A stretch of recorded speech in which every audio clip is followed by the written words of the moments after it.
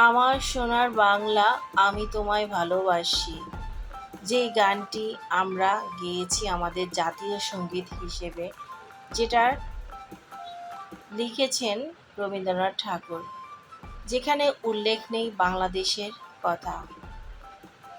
আজ বিভিন্ন জনের মতামত, দেশ যা আবার নতুন করে স্বাধীন হয়েছে, তাই প্রত্যেকেই চাচ্ছে এই জাতীয় সঙ্গীতটা চেঞ্জ হোক।